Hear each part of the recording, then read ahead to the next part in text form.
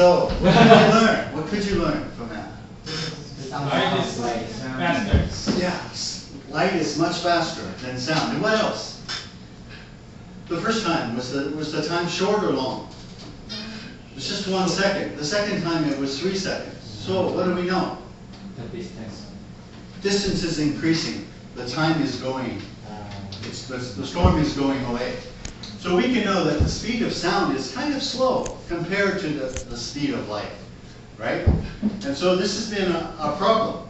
And we know that this man, Albert Einstein, was really fascinated with the speed of light. It was hard to figure out the speed of light, and he was fascinated with that.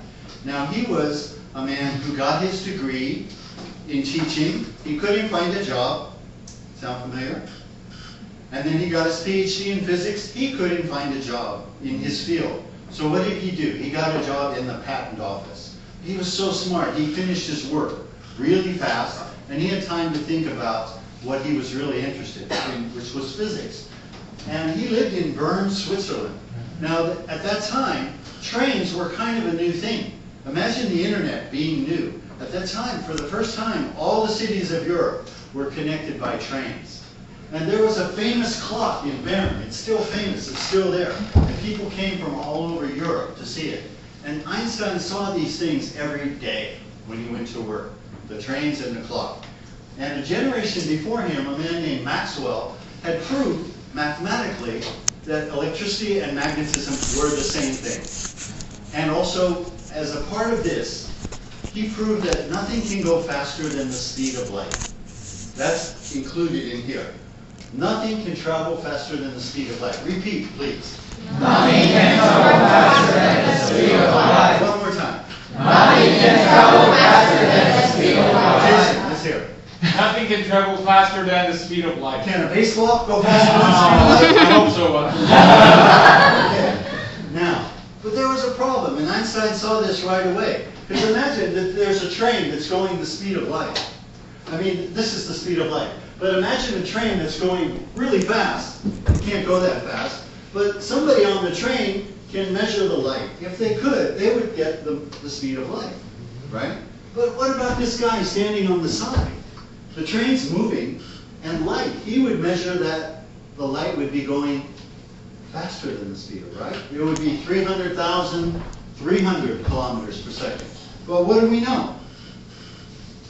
Repeat. Nothing can travel faster than the speed of light. And Einstein believed in that with all his heart. He knew that that was true. He had to figure out a way. How can this be true? And he came up with the most incredible thing, is that time changes. Time changes. Not like it seems long because I'm at the dentist's office, but the actual clocks will slow down. And also things will get smaller, and things could get less mass. So it's a crazy idea. No one can imagine how time could slow down. But we proved, it's been proved that he was right. And because of that time dilation, or expanding, cell phones work. Without this idea, cell phones would not work. And also particle physics would not work. This is the theoretical basis.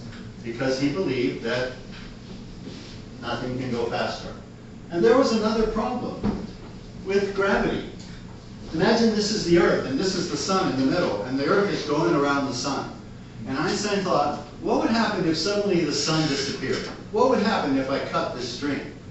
What would happen to the ball? It'd go flying off, right?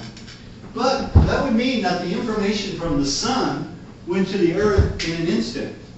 But it can't. Why not?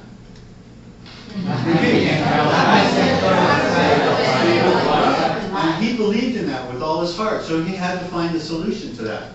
The solution was something called gravity waves. No one had ever thought that gravity could be in waves, but he said that's the only solution. And because of gravity waves, we have a new way to explore the universe. We can look inside black holes. And there was another problem. Well, first of all, Newton talked about how gravity works. He described it. But Einstein said what gravity is. And he said gravity is when there's a big mass, a big thing, it's going to curve space. How can space curve? Space is nothing, right? but yet he said it can curve. And he even said how you can prove it.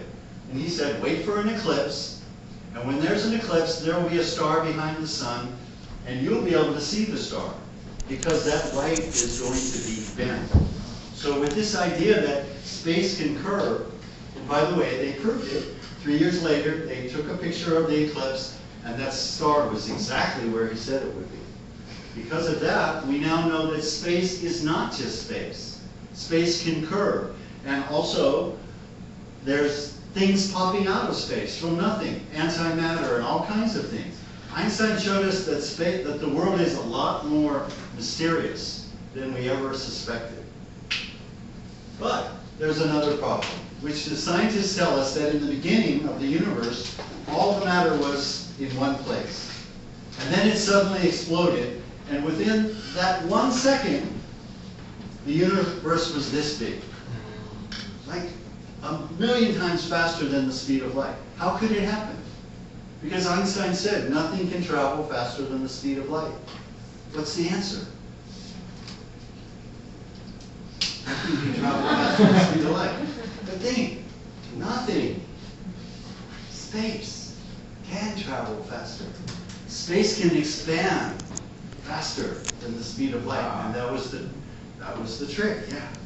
So Einstein changed the way that we thought about the universe more than any other person ever. He was incredible, and he started with two things. One, he believed in one thing so totally that everything else had to be wrong, and he worked with things that were around him, like trains and clocks. Now, what is your one thing that you're going to believe in? And can you use that to change the way that your universe? And if you can do that, I guarantee you that it will change faster than the speed of light. Thank you.